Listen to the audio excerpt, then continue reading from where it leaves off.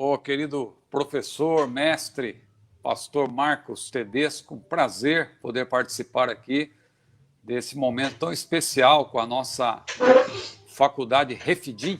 Agradeço ao irmão pelo honroso convite, nosso querido pastor Clayton também, né, que fez o contato comigo. E é um prazer poder aqui dividir a tela aí com o irmão nesta live muito especial. Um prazer para mim. Quero aprender com o irmão e com toda a audiência seleta da fanpage Refidim. É isso aí. Pastor Ciro, olha só, para nós é uma alegria grande, né?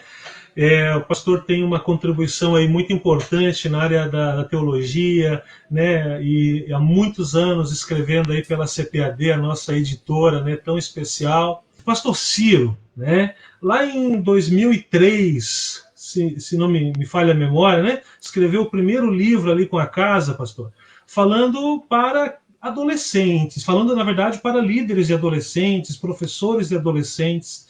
E ali começou uma história muito bonita, né, pastor, sobre essa questão do escrever, né? Escrever e permitir com que as pessoas sejam abençoadas através da escrita.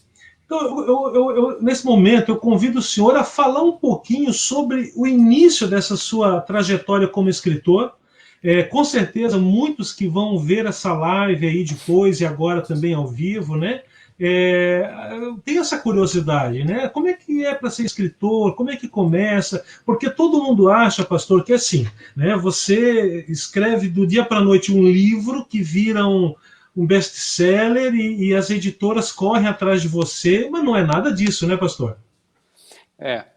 Olha, querido irmão Marcos, eu vou pedir aí para o irmão a permissão para eu voltar 10 anos antes, né, o irmão citou 2003, eu vou voltar para o ano de 93, que foi, na verdade, como tudo começou para mim, no que tange a carreira como escritor, né? Eu era um profissional da área de TI, né? A minha formação inicial é na área de TI, eu trabalhei cerca de 20 anos nessa área, e na época eu era também obreiro, né? Em 93 eu já era presbítero, muito novo, tinha 23 anos, mas eu era presbítero em São Paulo. Lá, o irmão sabe que a Assembleia de Deus do Ministério do Belém é dividida em setores, e eu fazia parte de um setor muito grande, o setor da Lapa, mas eu era de uma congregação, e naquela ocasião eu auxiliava ali, não sabe que na Assembleia de Deus a gente tem a nossa vida profissional, em São Paulo normalmente, você tem a vida profissional e à noite você dirige ponto de pregação, dirige igreja, isso é muito comum em São Paulo, são poucos os obreiros que têm, assim, que trabalham no ministério em tempo integral, não é? Então, naquela ocasião, eu também ministrava aula no seminário, no Belenzinho, em São Paulo, ali que era, então, a Escola Teológica Pastor Cícero Canuto de Lima, que depois se transformou em FAESP, né, Faculdade Evangélica de São Paulo. Eu dei aula também já nesse novo período, mas para resumir a história, para não ficar muito longa, o irmão pode me cortar aí se eu estiver falando demais, mas só para contextualizar, o que acontece? Naquela época eu nem sonhava em ser um escritor. Eu dava aula, eu fazia apostila para o seminário, fazia esboço para pregar, mas um texto assim corrido mesmo, em formato de artigo ou um livro, então, meu Deus, nem passava pela minha cabeça. Mas eu me preparava, eu era da área de TI, como eu já disse, e numa madrugada, para resumir, eu perdi o sono e levantei pela madrugada, sentei ali para escrever alguma coisa no computador, né? Perdi o sono. Aí peguei uma daquelas apostilas do seminário, que eu dava aula de evangelismo, e falei assim, vou tentar fazer um texto aqui. Aí comecei a transformar aquela apostila que eu tinha, os tópicos, né? Tópicos e subtópicos, num texto corrido. Aí fluiu, eu fiquei até admirado, falei, meu Deus, olha, está fluindo aqui. Aí eu fiquei animado com aquilo, imprimi, coloquei na pasta, fui trabalhar no dia seguinte, à noite, era uma segunda-feira, tinha reunião de obreiros, lá no setor da Lapa. Quando eu chego lá, cheguei um pouco mais tarde, o trânsito em São Paulo, congestionamento muito difícil, cheguei um pouco tarde, fui para a galeria. todos os obreiros do setor reunidos, muita gente. E ali eu fui para a galeria, o pastor Valdir Nunes Bícego, de saudosa memória, já estava pregando. Não sei se não conheceu. E ali... falar. E ele estava falando justamente sobre ministério, sobre dons e tal. E aí eu cheguei exatamente no momento em que ele estava dizendo assim, eu cheguei, dobrei o joelho, me assentei ali no meio do... Estava muita gente na galeria ali, estava apertado ali, mas aí ele já estava pregando e a mensagem era a seguinte, ele dizia, Deus tem chamado pessoas para pregar, mas Deus também chamou outros para ensinar, e para pastorear, e também para cantar, mas Deus tem chamado também pessoas para escrever. E você, irmão, que recebeu este chamado de Deus para escrever, mande o artigo para o Mensageiro da Paz. Veja, a priori, uma palavra geral, né, para todos. Falou assim, ó, você que tem chamado para escrever, só que, curiosamente, eu estava com aquele texto que eu escrevi na madrugada dentro da pasta. Aí eu ouvi aquilo, ele falou de maneira geral, né? Mas aquilo ficou me incomodando. Falei, vai que é uma coisa específica, né? Não. Aquilo ficou me incomodando, o que eu fiz? Revisei o texto, mandei para CPAD, liguei lá para o setor de redação para perguntar se tinha recebido, confirmaram, só que eu esqueci. O tempo foi passando, isso foi lá no meados do ano de 93, como eu falei, junho, julho, mais ou menos. O tempo foi passando, quando chegou mais ou menos no mês de outubro, eu nem lembrava mais, eu dava aula no seminário aos sábados, quando eu saio ali do seminário, após dar 6 aulas, eu dava 6 aulas seguidas, estava muito cansado, eu vi que a CPAD de São Paulo estava aberta, que a loja ali é praticamente em frente ao templo, né? Agora já tem o templo novo, mas o templo antigo ainda está lá, na mesma rua da CPAD. Eu vi que a loja estava aberta, estranhei aquilo, certamente estava havendo algumas festividades e tal, corri lá. Quando eu chego lá, o Mensageiro da Paz tinha chegado. Eu falei assim, olha, Mensageiro da Paz, vou adquirir. Na época eu não era assinante, né? Hoje eu recebo, mas naquela época eu não tinha ainda. Aí fui lá, comprei o exemplar, comecei a dar uma olhada. Quando eu bato o olho assim nas manchetes, né? Estava lá, adestrando pescadores de homens, um artigo sobre evangelismo, me chamou a atenção. Eu falei, olha, um artigo sobre evangelismo, estava na última página. Aí quando eu vi assim, virei, né? Porque eu estava na última página. Quando eu olho, era o meu texto, eles tinham mudado o nome, né? O título do... Olha Aí, só! Quando eu vi o meu nome, Ciro Sanches e Bordo, olha, pastor Tedesco, foi a minha maior alegria até hoje, sem exagero. Eu tenho, por graça de Deus, aí 15 livros pela nossa casa, mas a minha maior alegria até hoje, que eu senti como escritor, né? Foi quando esse meu primeiro artigo foi publicado, porque também foi um marco. A partir dali, Deus abriu as portas e eu continuei escrevendo. Depois eu tive uma coluna na revista Seara, né? Que durante 2 anos foi uma revista assim que era uma espécie de uma veja evangélica, né? Acabei fazendo até uma propaganda aqui da revista. Mas aí o tempo foi passando, eu continuei trabalhando nessa área, Deus foi me abrindo as portas, até que em 2003 veio meu primeiro livro. Para não falar demais, vou só mostrar, né? Foi esse livro aqui, ó. Perguntas intrigantes que os jovens costumam fazer, foi o meu primeiro livro. Foi um livro para jovens mesmo, tá? Não foi assim um livro para... Claro, também os professores utilizavam, mas eu escrevi realmente com a intenção de atingir o jovem. Na época eu também escrevia comentários de escola dominical para jovens e adolescentes. Depois, em 2004, veio esse aqui, ó, Adolescentes S.A., coisas que rapazes e moças precisam saber. E no ano de esse é um clássico, pastor. Esse livro aí, muitos que trabalham com adolescentes vão atrás, e eu já tive o prazer de ler, né, completamente, fichar, resumir, usei muito em palestra e realmente, olha, uma obra, quem não conhece precisa conhecer. O irmão sabe que esse livro, ele é um dos meus livros mais lidos, mas não é, com certeza, não é dos mais vendidos. Por quê? Eu explico. Porque quem lê mais esses livros são meninas. As adolescentes leem mais do que os adolescentes, né? Isso aí realmente já foi constatado, tal. pesquisa nessa área também, as meninas leem mais, né? Agora é interessante que elas têm uma estratégia que elas dificilmente compram também, mas elas ganham. Então, quando uma ganha, empresta para 10. Aí o livro acaba sendo lido, muito lido. Na época eu recebia muitos e-mails, né? Mas foi uma benção. E aí Deus me abriu as portas, só para resumir aqui, para ser bem objetivo. Em 2005 aconteceu um ponto de virada, né? Sim, que Deus me abriu outra porta, eu comecei a escrever para pregadores. Veio esse livro aqui, um livro sobre erros, né? Erros que os pregadores devem evitar. Aí se transformou numa série, mais erros que os pregadores devem evitar, erros que os adoradores devem evitar, erros escatológicos que os pregadores devem evitar, uma série, né? E aí... Essa série ficou famosa, né? O primeiro mesmo, muita gente ficou bem animada, né?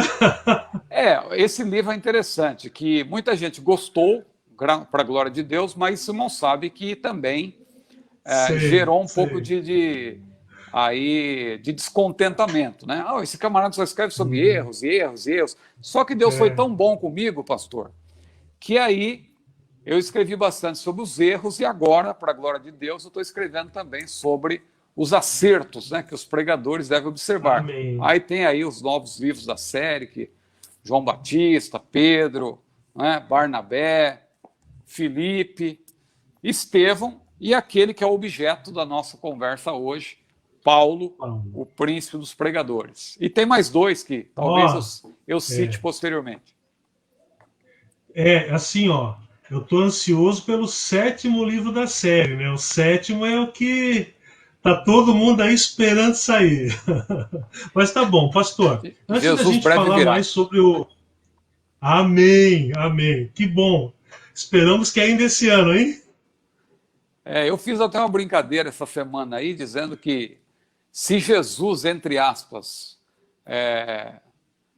não vier... Aliás, se Jesus não voltar em 2020, estou até me atrapalhando, nem lembro mais, eu fiz um trocadilho lá, que se Jesus não vier em 2020, ele chegará em 2021, mas ali fazendo um gracejo, porque já antevendo que será difícil para o livro ser publicado neste ano, né? Porque envolve muita pesquisa e tal.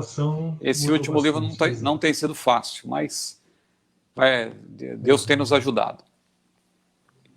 Pastor, antes de falarmos um pouquinho, entrarmos de fato na coleção e especificamente no livro de Paulo, eu queria fazer um destaque importante sobre o estilo de sua escrita, né? As estratégias que o senhor usa. Eu acho isso muito importante que o pessoal aí que almeja um dia escrever fiquem atentos, porque é uma escrita que envolve desde algumas sacadas com humor, né? Um humor sadio, algumas estratégias curiosas, por exemplo, né? Uma conversa com Paulo, né? Uma conversa com Jesus que vem visitar o Brasil e outras sacadas assim, que é interessante porque a gente se prende e não consegue largar mais o texto, né? E eu queria que o senhor falasse um pouquinho sobre justamente essas suas... Por exemplo, né, tem ali um capítulo do livro de Paulo também, onde o senhor também faz algumas falas interessantes ali. Então, fala um pouquinho sobre esse estilo. Como é que isso surgiu naturalmente? E o senhor viu que deu certo e começou a investir mais? E como é que chegou no ponto de o senhor fazer uma entrevista com o apóstolo Paulo, pastor? Irmão, sabe que assim, por graça de Deus, eu tenho senso de humor. Então, só que na pregação, muitas vezes, a gente não dá muita vazão para isso, né? Coisa séria, muita gente não entende, às vezes você faz um gracejo. Então, claro que numa palestra eu até utilizo esse recurso, faço alguns gracejos, mas no texto eu acho interessante utilizar, porque o texto, eu penso assim, quando a gente escreve, a gente tem que despertar o interesse pela leitura. A gente sabe que tem pesquisas também nesse sentido, que as pessoas leem muito pouco ainda, né? As pessoas até gostam de comprar livros, as pessoas compram, às vezes acham o livro bonito, pega assim na mão, acha a textura bonita e compra. Mas a pessoa, para ler um livro, ela tem que ser cativada. Então, uma das minhas grandes alegrias, inclusive, que eu tenho como escritor, é quando alguém se aproxima de mim e diz, olha, eu não gostava de ler, mas o primeiro livro que eu li foi o seu livro, e eu gostei daquela história que o mundo contou. Então, os assuntos que a gente aborda, claro, são assuntos sérios, né? Esse caso agora, por exemplo, desses personagens da Bíblia, a gente não tem até muito como fazer gracejo, mas eu procuro às vezes fazer alguma coisa, gerar algum interesse, mesclar um pouco os gêneros, né? Claro que no livro tem muito de teologia, muitas vezes de exegese também, de biografia, mas eu procuro também colocar alguma coisa inspirativa, essa questão também do humor, porque a gente precisa despertar o interesse para fazer com que o leitor ele possa começar a ler e continuar, né? Porque existe um problema muito sério de foco, né, da pessoa, aquele autor, até o Daniel Goleman, né, que escreve sobre inteligência emocional, ele tem um livro chamado Foco, né, que também tem em língua portuguesa também esse livro, e ele fala muito disso, da importância da pessoa ter foco. Hoje em dia é muito difícil ter foco. A gente vive aí na era do hipertexto, né, ou que a pessoa começa a ler na internet, aí tem um link, a pessoa clica no link, o link leva para outro lugar, chega lá, tem um link para um vídeo, aí você começa a assistir um vídeo, aí você nem termina de ver o vídeo, já tem ali um outro vídeo que chama atenção, você abandona aquele, vai para o outro. No final das contas, você perdeu o foco, você não reteve praticamente nada, né?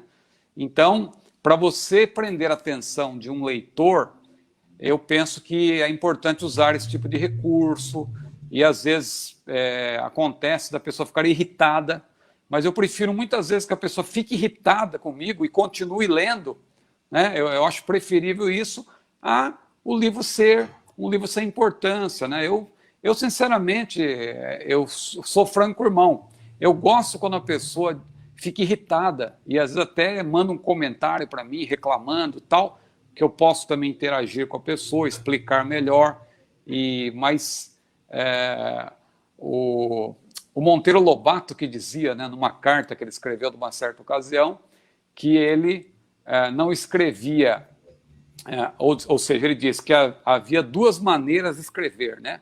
Uma para agradar o leitor e outra para dizer o que pensa, né? Aí ele dizia, de onde der, cadeia, forca ou exílio, né? Mas o importante é você comunicar aquilo que você pensa. Então, a minha maneira de escrever, às vezes valendo-me de ironias também, que não é pecado, né? Ironia é uma figura de linguagem. O próprio apóstolo Paulo valeu-se de ironia quando ele diz lá em 2 Coríntios 11, eu não fui inferior aos mais excelentes apóstolos. Um leitor descuidado, pode achar que Paulo estava se ensoberbecendo, dizendo que era mais importante que Pedro, Tiago, João. Não, nada disso. Ele estava falando de falsos apóstolos. Se você continuar lendo, você vai ver que ele está falando. Aí ele diz, e tais falsos apóstolos transfiguram-se em obreiros, né, de luz, de justiça, etc. Mas, na verdade, ele falava de falsos apóstolos, mas ele se vale de ironia. Então, Deus também tem um senso de humor, né? E a gente, nesse ponto, procura usar com moderação esse recurso, no texto especialmente, porque é uma maneira de prender o leitor, de cativar o leitor, de mexer com o leitor, de fazer com que ele se interesse pela leitura, ainda que ele fique irritado no primeiro momento, porque uma alegria que eu tenho também é quando alguém diz, olha, comecei a ler seu livro, eu estava irritado, mas depois eu fui entendendo melhor e tal. Então isso também é bom. Esse estilo, além de causar um saudável e desejável desconforto, né, no leitor, no sentido dele querer pensar e querer se posicionar, isso é muito bom, mas também, né, faz com que mais e mais pessoas desejem ler mais livros, conhecer mais o que o senhor está colocando, e o resultado disso é várias vezes, né, os seus livros aparecerem aí nas listas dos mais vendidos da CPAD, né? Eu acho que já o primeiro dessa série de erros, né, ele já entrou nessa lista, se não me engano, né, pastor? Pastor, me diz uma coisa agora. Não, pode falar, desculpe. Não, o livro Erros os Pregadores Devem Evitar, para a glória de Deus, no ano de 2005, ele foi o mais vendido entre todos os livros da CPAD, no ano. Olha só. e continuou na lista por um bom tempo. Agora, nessa série nova, o João Batista, que é o primeiro da série, ele está há 2 anos entre os mais vendidos, né? Claro, ele já foi o primeiro, mas uma vez ou duas, mas ele está sempre entre os 10 e tal. E os outros também, graças a Deus. Então é bondade de Deus também, né? E falando também, sobre claro... Exato. Falando sobre esses personagens que o senhor faz esse estudo, né? Por exemplo, João Batista, né? Até o Felipe, tudo mais. É interessante porque são personagens que não é comum a gente entrar numa biblioteca, numa livraria e encontrar uma seção de livros sobre João Batista, né? Se encontra sobre Paulo, mas não se encontra sobre João Batista, Barnabé, né? Então são personagens que o senhor tira ali, traz uma luz sobre eles e sobre o que eles viveram, e isso traz um grande aprendizado, né? E com base daí nessa questão, eu lhe pergunto, como é que surge então a ideia de escrever essa série Pregadores da Bíblia, e quais foram, né, os critérios que o senhor utilizou para justamente fazer essa seleção desses 7 pregadores, né? São 7 personagens, 6 já foram lançados, falta o último, né? Que é sobre Jesus, justamente. E aí eu lhe pergunto, como é que surgiu essa ideia e que critérios foram usados para que justamente chegasse a essa seleção de 7 nomes? Muito bem. Vou começar pela segunda, que é mais rápida. A seleção, na verdade, quem fez, para mim, eu só me aproveitei disso, foi o próprio Lucas, né? O autor sagrado Lucas. Ele selecionou esses 7 principais pregadores da Bíblia, como? Chamando-os textualmente de cheios do Espírito Santo. E eu comecei a refletir sobre isso, pesquisar sobre isso, eu cheguei à conclusão de que Lucas, que era um teólogo, Lucas não era meramente um historiador, médico amado, como era chamado, também parceiro ali, o companheiro de Paulo, mas ele era também um teólogo. E é interessante como Lucas ele utiliza essa expressão cheio do Espírito Santo, tanto no Evangelho, no seu primeiro tratado, como também em Atos. E eu cheguei à conclusão que ele chama textualmente 7 pregadores cheios do Espírito Santo, e ele não faz isso por acaso. Ele de fato estava querendo indicar que estes eram os principais pregadores do Novo Testamento. Então, pela ordem, João Batista, cheio do Espírito Santo desde o ventre de sua mãe, não é? Cheio do Espírito Santo, que é um termo polissêmico, mas na maioria das vezes em que Lucas empregou, assim, chamando alguém de cheio do Espírito Santo, quis dizer que essa pessoa era dominada, controlada inteiramente pelo Espírito Santo. Claro que o termo cheio do Espírito Santo também pode designar a pessoa ser revestida de poder, batizada no Espírito Santo, porque é um termo polissêmico. Mas Lucas, quando se refere, por exemplo, a João Batista, que é o primeiro, o segundo, claro, o próprio Senhor Jesus, né? Ali em Lucas capítulo 4, que diz que Jesus, cheio do Espírito Santo, foi levado pelo Espírito ao deserto. Então, João Batista, Jesus, citando aí na linha do tempo, né? Na ordem histórica, na ordem cronológica. João Batista, Jesus, depois em Pedro, né? Que também é mencionado como cheio do Espírito Santo no livro de Atos. Temos também, em seguida, Barnabé, que Barnabé já aparece logo no capítulo 4 de Atos. É bem verdade que ele só vai ser chamado de cheio do Espírito Santo no capítulo 11, versículo 24, né? E Barnabé era pregador, é bom que se diga isso, porque quando eu estava escrevendo, um amigo disse, mas você vai escrever sobre Barnabé como pregador? Barnabé era pregador, tanto que lá em Atos 11, 24, a Bíblia diz que quando ele chegou em Antioquia da Síria, muita gente se uniu ao Senhor. Ora, como que essa gente toda se uniu ao Senhor? Porque ele pregava, ele era um homem cheio do Espírito Santo que pregava a palavra, né? Mas eu não vou dar spoiler aqui do livro, né?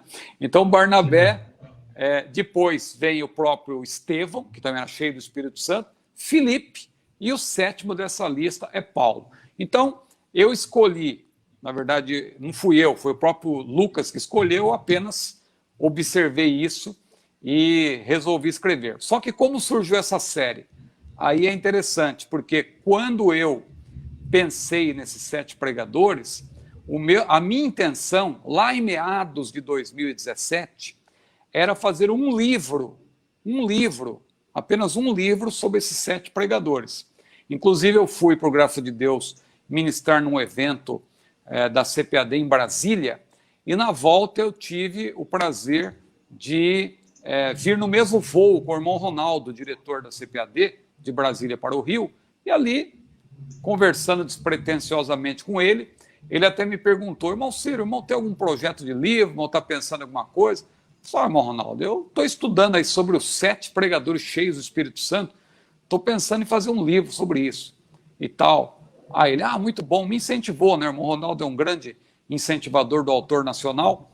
Só que o tempo foi passando e eu cheguei à conclusão de que era uma tarefa impossível, porque eu estava escrevendo sobre João Batista, era o primeiro capítulo, que eu pensei em fazer 7 capítulos, um capítulo para cada personagem. Quando eu estava escrevendo sobre João Batista, estava difícil de sintetizar num capítulo, muito difícil. Aí depois eu fiquei pensando, e quando chegar em Jesus, e Paulo, e Pedro? Aí já estava desistindo, eu já ia desistir. Só que Deus nos socorre, né? Deus está no controle de tudo.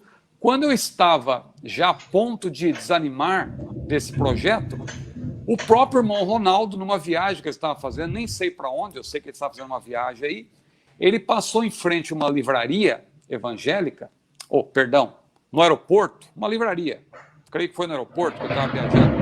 Eu nem sei detalhes, eu tô supondo que foi isso, né? Porque ele disse que estava fazendo uma viagem. E aí ele viu lá uma série de um determinado autor, que eu também não tenho certeza de quem é. Parece que ele, acho que ele mandou a foto na época, não estou bem lembrado, foi em 2017, isso, fim de 2017. E ele disse: irmão Ciro, eu estou pensando em fazer uma série, em lançar uma série. Irmão, tem alguma ideia? Quando ele disse isso, irmão, tem alguma ideia? Na hora me veio esse pensamento: olha, eu estou com dificuldade de fazer esse livro, mas esse livro pode se transformar numa série. Aí na hora eu respondi, falei assim: irmão Ronaldo, tem uma ideia. A série é essa. Na hora eu levei uns 5 minutos ali, claro, pensei alguma coisa antes de responder e disse: irmão Ronaldo, a minha proposta é o seguinte, o nome da série vai ser Pregadores da Bíblia, 7 pregadores, citei os 7, porque eram os 7 capítulos que eu tinha em mente. Cada livro vai ter 7 capítulos. Eu continuei trabalhando com o número 7, né? 7 pregadores, 7 livros, né? Cada livro, 7 capítulos, e dei a ideia. Aí o Ronaldo, o empreendedor, falou: e quando vem o primeiro? Já está pronto o primeiro? Não, vão me dar um mês aí mais ou menos, que eu estava com o assunto na mente. Aí, graças a Deus, concluí o livro no fim de 2017, João Batista, e foi lançado ali no começo do ano. Aí, por graça de Deus, no ano de 2018, foi lançado João Batista, Estevão e Pedro, né? Então veio João Batista, porque eu não priorizei a ordem histórica, eu priorizei a ordem visando o ineditismo. O irmão citou muito bem aí, que você entra numa livraria, você não vai... Hoje agora já tem alguns aí aparecendo, mas na época, quando eu pesquisei, inclusive eu pesquisei em outros idiomas, espanhol, inglês, até quando eu estava viajando, Deus permitiu que eu viajasse para fora do Brasil, eu visitei livrarias, bibliotecas, procurando até alguma coisa. Realmente a gente encontra muita coisa sobre João Batista, mas em vários livros, mas um livro específico dificilmente se encontra. Então, eu comecei com esse. Estevão também, você praticamente não tem nada sobre Estevão, né? E depois veio Pedro. Aí eu fiz Pedro. Isso foi em 2018. E no ano de 2019 vieram mais 3. Pela ordem, Filipe, né? Filipe, depois veio Barnabé, o pregador de fé e obras, e o mais recente, que é esse aqui, Paulo, príncipe dos pregadores. Inclusive, não sei se o irmão vai me perguntar isso, as pessoas sempre perguntam por que Paulo, príncipe dos pregadores. Alguém diz: não é Spurgeon, o Spurgeon, né? Por que agora é Paulo? Está querendo mudar a história? Aí eu posso explicar, se o irmão quiser agora ou depois. Não sei. Já vamos chegar ali. Mas, pastor, falando em Paulo, né? O senhor já falou de Paulo em 2 outras belíssimas obras. Essa ênfase aí no 3º livro, claro, né? Ela vai trabalhar a questão da pregação. Mas eu queria que o senhor falasse um pouquinho mais sobre, né, essa face de pregação de Paulo e quais são essas pregações aí que o senhor vai buscar para trazer e ilustrar o pensamento do apóstolo. Muito bem. Então, por graça de Deus, eu tenho 3 livros sobre Paulo, né? O primeiro é esse aqui, que o irmão até mencionou de alguma maneira aí, Evangelhos Paulo Jamais Pregaria. O segundo é Paulo, Príncipe, esse de 2006, e esse aqui, Procuram os Pregadores como Paulo, de 2015. E o mais recente, agora de 2019, Paulo, Príncipe dos Pregadores. Bom, qual a diferença entre os 3? O primeiro, a ênfase, como o título já diz, recai sobre os evangelhos que Paulo não pregaria, que ele jamais pregaria. Então não é uma obra biográfica, é uma obra baseada especialmente até nas epístolas de Paulo, mas é uma obra assim, de cunho mais apologético, abordando o que acontece nos dias de hoje, os falsos evangelhos, né? Principalmente aqueles evangelhos. Quando eu falo de falsos evangelhos, na verdade, eu estou falando do falso bem, porque o diabo não nos ataca apenas através do mal declarado. Se ele atacasse o povo de Deus apenas através do mal declarado, seria fácil de identificar, né? Se ele aparecesse para nós com chifre, rabo, todo avermelhado, cuspindo fogo pela boca, com o tridente na mão e dizendo, eu sou o diabo, ficaria fácil. A gente diria, sai daqui agora em nome de Jesus. Mas ele vem camufladamente, né? Muitas vezes através dos seus agentes, vem com a Bíblia na mão. Daí eu chamar de evangelho, porque evangelho quer dizer boas novas. Falsos evangelhos seriam as falsas boas novas.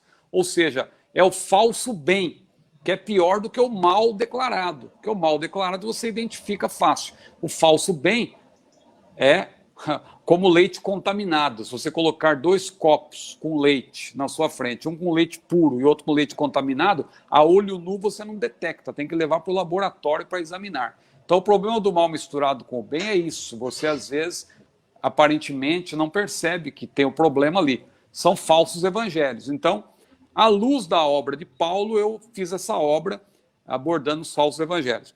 A obra Procura os Pregadores como Paulo é uma obra um pouco mais biográfica, mas não é 100% biográfica. Claro, enfoca a vida de Paulo, mas procurando fazer um link com os dias de hoje e tal, abordando a conduta do pregador propriamente, à luz de Paulo, que é um paradigma, né, para os obreiros. Então, Paulo, que era um imitador de Cristo, ele mesmo disse, sede meus imitadores, como eu também sou de Cristo, então ele é um exemplo para nós. Então eu tomo a vida de Paulo como exemplo desse livro, daí o título Procura os Pregadores como Paulo. A obra mais recente, ela tem também elementos biográficos, porque não tem como entrar direto no assunto, tem que contextualizar. Eu procurei apresentar também as pesquisas aí sobre a vida de Paulo, sobre as suas viagens missionárias, citei alguma coisa interessante daquele autor, o N.T. Wright, né, que fala bastante sobre Paulo e tal, e outros, F.F. Bruce, vários autores interessantes que abordam aspectos aí polêmicos também da vida de Paulo. Tudo isso eu abordo no livro. O espinho na carne, se Paulo era casado, tudo isso eu abordo. Mas a grande ênfase desse livro, já que ele está dividido em 7 capítulos, como todas as obras da série Pregadores da Bíblia, essa obra deu certo porque Paulo tem, no livro de Atos, 7 discursos, ou 7 sermões, sendo que foram 3 quando ele ainda estava em liberdade, né, nas suas 3 primeiras viagens missionárias. O primeiro que está lá em Atos 13, que é o maior de todos, naquela sinagoga em Antioquia da Pisídia, né? Depois, em Atos 17, lá em Atenas, diante do conselho do Areópago, em Atenas, capítulo 17. No capítulo 20, diante dos presbíteros de Éfeso, lá em Mileto, que é o único sermão registrado em que Paulo fala para um público cristão. Claro que ele pregou muitas vezes para cristãos, mas registrado no livro de Atos só tem esse, de Atos 20. E depois os outros 4, no período já em que Paulo estava como preso do Senhor, ali a partir do capítulo 22 de Atos. É interessante que eu leio alguns livros, li várias obras de Paulo, e os autores, geralmente, quando chega nessa parte, eles pulam já para o final, parece que essa parte não é interessante. Mas ali, entre o capítulo 22 e 28, você tem 4 sermões de Paulo, mais 4 discursos de Paulo, né? Um em Jerusalém mesmo, lá, na escadaria da Fortaleza Antônia, depois mais 2 em Cesareia, onde ele ficou preso 2 anos, né? E o último lá no capítulo 28, quando ele já estava em Roma, ele fala ali diante dos judeus também, que é um sermão, na verdade, que ele começou num dia, e os judeus se interessaram e falaram para ele parar ali e depois continuar de onde ele tinha parado. Então, eu abordo como se fosse um sermão só, mas foi em 2 etapas, né? Então, ao todo foram 7 discursos de Paulo. Cada capítulo dessa obra aborda um desses sermões, mais, claro, contextualizado, explicando, né? Esse livro começa propriamente abordando a partir do capítulo 13 de Atos. Então, ele não tem assim uma ênfase para a chamada de Paulo desde o início. Se bem que, quando Paulo prega, quando Paulo apresenta seus discursos, ele cita novamente a sua conversão. Então, eu voltei para também explicar. Então, acaba sendo, de certo modo, uma obra historiográfica, aí, com elementos biográficos também, sobre Paulo. O irmão sabe que tem muita obra sobre Paulo, né? A gente tem que tomar um cuidado também para não apresentar mais do mesmo. Mas eu acho que o grande diferencial, o elemento de, poderíamos chamar assim, que alguma coisa de inédito que teria nessa obra seria essa exposição dos 7 sermões de Paulo, né, que estão no livro de Atos. Ou seja, é a teologia paulina na narrativa lucana, porque alguém pensa que a teologia paulina está só nas epístolas. Você tem teologia paulina também dentro da narrativa lucana. Aliás, em Atos, só para... Desculpa que um assunto vai puxando o outro, eu vejo pelo menos 4 teólogos, né, no livro de Atos. Além do próprio Lucas, que era teólogo também, que você vê ele fazendo teologia, quando ele está narrando, ele também utiliza ali termos que você vê que era a intenção dele realmente, de maneira intencional. Quando ele fala de Barnabé, por exemplo, que ele chama Barnabé de Ruios Paraclésios, não foi por acaso, né? Então, é uma ênfase teológica ali da parte dele. Então, Lucas é um dos teólogos. O próprio Pedro, né, que prega também, tem 4 discursos de Pedro em Atos. Paulo, que tem 7 discursos. E o 4º teólogo, a meu ver, é Estevão. Porque o maior discurso, aliás, do livro de Atos é o de Estevão, lá no capítulo 7, que é maior até do que o discurso de Paulo no capítulo 13. O maior discurso em Atos dos Apóstolos é o de Estevão, no capítulo 7. Pastor Ciro, olha só, eu vejo ao longo do seu livro, Paulo, né, o Príncipe dos Pregadores, uma preocupação também em trazer sempre de forma bastante favorável a uma aplicação para os dias atuais também. Eu vejo que o pregador, o cristão, aquele que aquele que deseja ler a sua obra, e principalmente no caso de hoje, a nossa conversa sobre o livro do Paulo, ele vai encontrar ali bastante relação com o nosso cotidiano. Eu queria saber o seguinte, dentro da sua, da sua intenção ali, quais são essas possíveis aplicações que o senhor buscou trazer ao abordar Paulo para com a nossa contemporaneidade? Esse é o grande objetivo, aliás, desses meus livros, né? Porque, eu volto a dizer, há elementos biográficos neles, mas a minha principal intenção é apresentar uma mensagem contextualizada, uma mensagem para os dias de hoje, fazer um link.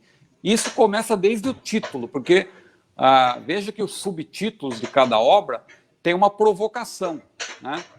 A começar por João Batista, por exemplo, João Batista, o pregador politicamente incorreto. Alguém pode dizer, não, mas João Batista naquela época nem sabia disso, esse termo é uma coisa que é usada nos dias de hoje, mas é justamente proposital, para que, dando a entender o seguinte, que se João Batista vivesse hoje, como ele seria visto, né? O caso de Paulo também, quando eu chamo Paulo de príncipe dos pregadores, acho que chegou o momento de eu fazer esse esclarecimento, quando eu digo Paulo príncipe dos pregadores, também é uma provocação, porque eu estou querendo dizer o seguinte, que se Spurgeon foi chamado de príncipe dos pregadores, antes dele, muito antes dele, no primeiro século, já teve um pregador itinerante, não é? Porque é importante dar essa ênfase. Spurgeon, ele é considerado príncipe dos pregadores, mas ele, até se você ler com atenção a biografia dele, você vai ver que ele alegou também alguns problemas de saúde, e tal. Ele rejeitou alguns convites para pregar fora, ele teve a oportunidade de pregar mais aí na França, na Escócia, até mesmo nos Estados Unidos. Ele teve convite para pregar nos Estados Unidos e rejeitou, né? Então, Spurgeon não se tornou, de fato, um pregador itinerante. Ele foi muito mais famoso porque os seus sermões é que correram o mundo todo.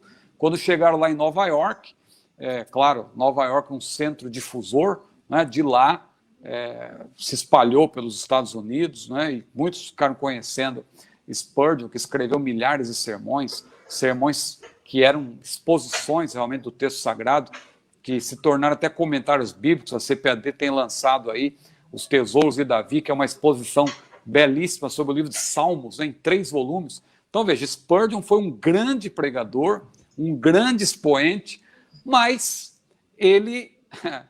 o seu trabalho se concentrou na Inglaterra. Ele pregou para grandes auditórios, sempre na Inglaterra. Agora, Paulo, ele foi o príncipe dos pregadores itinerantes. Claro que eu não coloquei itinerantes, porque ia ficar um título muito grande e também ia perder a provocação, né? Porque essa questão de príncipe dos pregadores é também uma provocação, uma maneira de gerar essa discussão. Porque muita gente, eu vejo as pessoas discutindo na internet, mas como assim? O príncipe dos pregadores é Spurgeon, não é Paulo. Como Paulo? O camarada está querendo tirar a posição que é de Spurgeon. Mas eu sempre levo essa reflexão. Spurgeon, eu não quero tirar o título dele. O que foi dado a ele ficou. Agora, Paulo também foi, e antes de Spurgeon, o príncipe dos pregadores. Então, eu faço um link com os dias de hoje, faço aplicações, procurando, o Norman até citou aí essa questão da entrevista, né?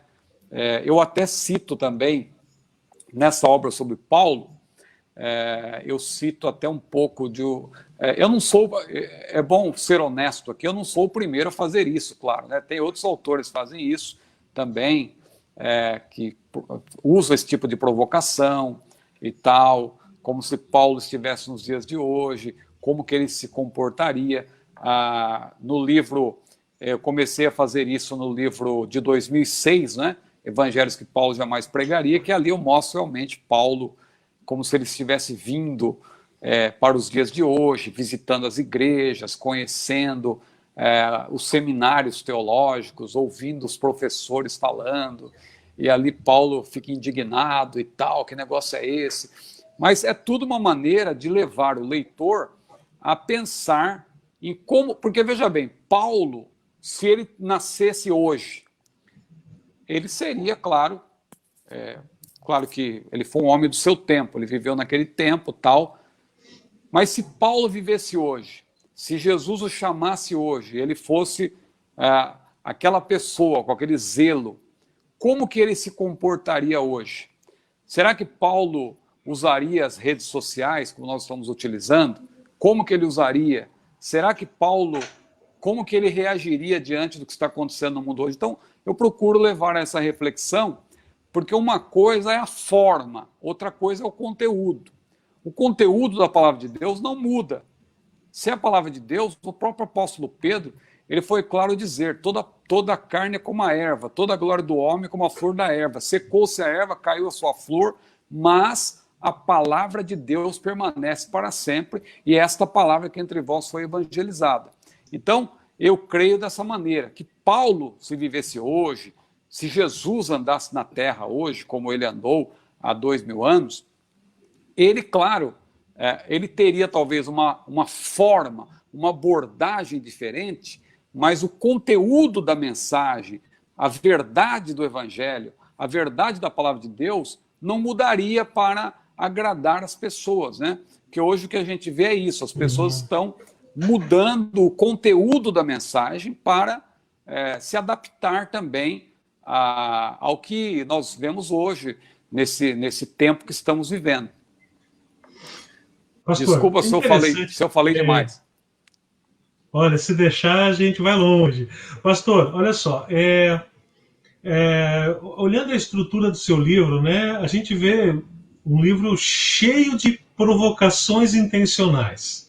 Aí o senhor me coloca ali, né, justamente essa questão da entrevista com Paulo, que é uma delícia. O senhor vem perguntar, Paulo era casado? Aí pronto, aí já todo mundo fica, como assim, né? O senhor pergunta, né, o que é o espinho na carne, que é aquela questão tão a gente tem tanta curiosidade por isso, né? E o ponto de interrogação após a expressão não toqueis nos meus ungidos.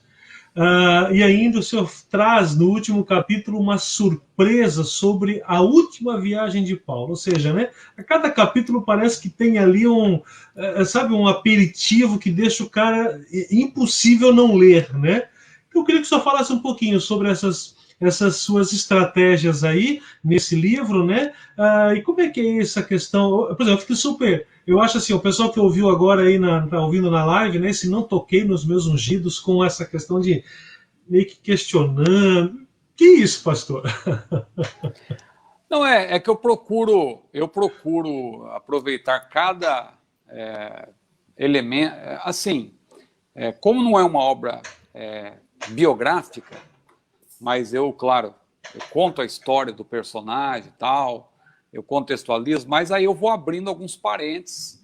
Então, essa questão do não toquei os meus ungidos é quando eu abro um parêntese ali, em determinado ponto do livro, para falar dessa questão atual, porque a gente sabe que tem aí hoje em dia alguns superapóstolos aí, camaradas que são intocáveis e tal, e que até amaldiçoam e jogam uma maldição, aquele que tocar no ministério que Deus... E ali a gente procura fazer essa explicação, né? Contextualizando ali, colocando ali dentro daquele momento que Paulo estava vivendo, né? Essas outras questões que você mencionou aí também, eu poderia até falar mais alguma coisa, mas aí eu não queria dar spoiler, porque isso aí, inclusive, essa da última Pastor, viagem de o povo Paulo... quer saber, Paulo era ou não era casado, pastor?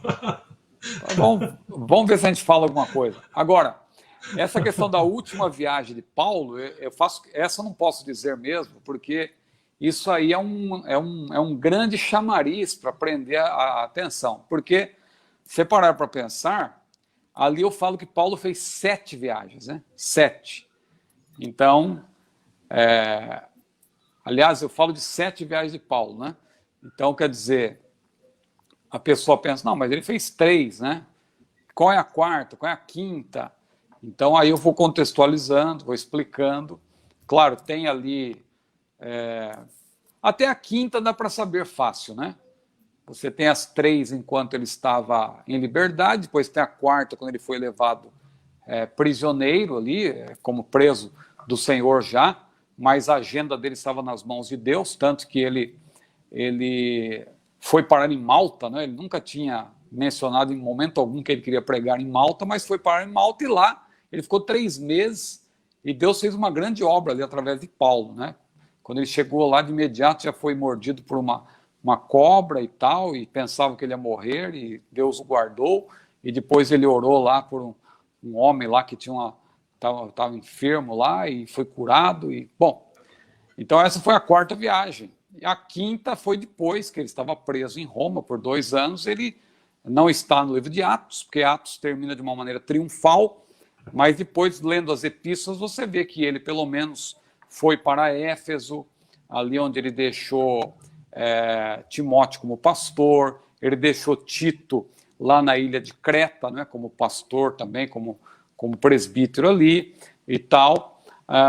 E possivelmente, não está na Bíblia, ele pode ter ido também à Espanha, porque ele tinha um desejo de ir à Espanha, e esse autor que eu até citei, o N.T. Wright, ele até é categórico ao dizer, e quem vai lá também para Tarragona, ou Tarraca, na Espanha, lá tem um monumento para Paulo, e os irmãos que estão lá até hoje dizem, não, Paulo esteve aqui, nós não temos dúvida nenhuma. Bom, mas não dá para a gente ser categórico, porque o que a gente tem no livro de Atos, no livro de Romanos, perdão, na Epístola aos Romanos, é apenas uma intenção de Paulo, um desejo de pregar lá.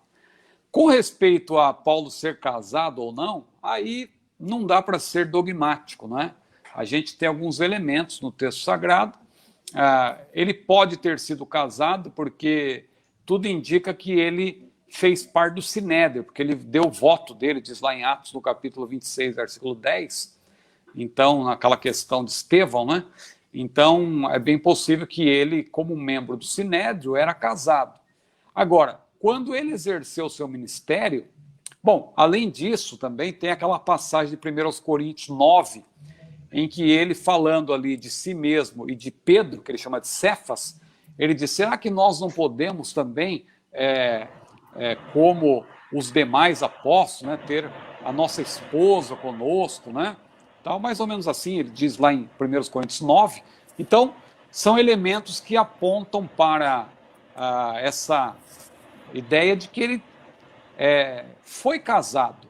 Agora, quando ele exerceu o seu ministério, eu penso que ele dificilmente estava casado, porque em momento algum você vê a menção ali da sua esposa, de fato, ali, vejo que ele tinha um casal de amigos, Priscila e Áquila, e era um momento oportuno para Lucas mencionar, por exemplo, a esposa de Paulo interagindo com Priscila e tal, e em momento algum Lucas faz menção. Paulo, de fato, estava só, né? Paulo não tinha uma companheira consigo. Então, não dá para a gente saber exatamente se Paulo era casado, ter essa certeza, é algo que realmente nós só vamos saber a posteriori. Né? Tem aquele texto de 1 Coríntios 7 também, que eu até separei aqui para ler enquanto eu estava falando, 1 Coríntios 7, 7 e 8, que diz assim, quero que todos os homens sejam tais como também eu sou. No entanto, cada um tem de Deus o seu próprio dom. Um, na verdade, de um modo, outro de outro. E aos solteiros, aos viúvos, digo que lhes seria bom se permanecesse no estado em que também eu vivo. Né? Então, ele, quando exerceu seu ministério, ele estava solteiro. Não quer dizer que ele sempre foi solteiro. Eu penso que é uma possibilidade de que ele um dia foi casado, mas quando ele estava exercendo seu ministério, ele já não estava mais. Não sei se era viúvo ou se não estava mais com a sua companheira, por algum motivo, mas são especulações e que nenhum autor tem ali como ser dogmático, né? Porque realmente não há elementos na própria escritura e fora você tem especulações aí, textos apócrifos e tal, falando alguma coisa, mas não é nada confiável, né? Pastor, olha, quem quiser saber um pouquinho mais, Paulo, o Príncipe dos Pregadores, pela CPAD, né, o 6º livro de uma série maravilhosa, e estamos à espera de Jesus. Se não foi em 2020, vai ser em 2021, né, pastor? Mas amém. Tá bom. Pastor. Se Jesus não voltar em 2020, possivelmente Jesus, entre aspas, virá em 2021. Foi isso que eu quis dizer, aquela... Isso, exatamente. Né, para quem está chegando agora na live, a gente está falando do tema do 7º livro da série, que é justamente sobre Jesus. E eu estou ansioso demais para ler esse livro. Pastor, o tempo já chegou, né? Passou rápido, quero lhe agradecer de maneira muito especial e quero deixar aí mais um tempinho para o senhor fazer suas considerações e, olha, muito obrigado. Pastor, professor, mestre Tedesco, foi um prazer para mim. Uma desculpa aí se eu falei demais, né? Mas é que realmente tem muita informação aí para falar sobre Paulo. Paulo é um personagem, sua vida, sua obra, né? Muito rica, né? Em detalhes. Mas eu agradeço pela oportunidade, Deus abençoe a nossa faculdade Refidim, Deus abençoe nosso querido pastor e amigo Clayton, abençoe sua família, seu ministério, e o irmão também, pastor Tedesco, que Jesus possa acumular a sua vida, a sua família, o seu ministério de muitas bênçãos.